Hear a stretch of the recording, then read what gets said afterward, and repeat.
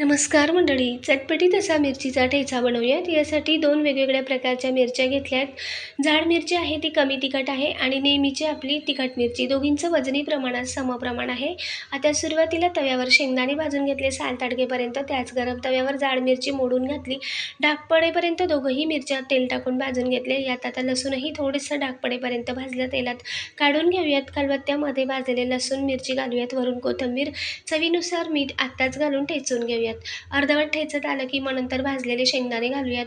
शेंगदाणे सुद्धा मस्त अशी यात भाजून एकत्र मिक्स करून काढून घेतलं. आता गॅसवर तवा ठेवून तेल गरम झाल्यावर अर्धा चमचा जिरे, अर्धा चमचा बडीशेप, अगदी चिमूटभर हिंग घालून मस्त असा ठेचा परतवून घ्यायचा तेलात चांगलं तळल्यानंतर आता यात घालूया 2 चमचा एवढे दही घातल्यावर अजून चांगलं परतून घ्यायचं. मंद आचेवरच किंवा गॅस बंद करू शकता. डिटेल व्हिडिओ पाहण्यासाठी खाली दिलेल्या टायटलवरच्या त्रिकोणावर क्लिक करा.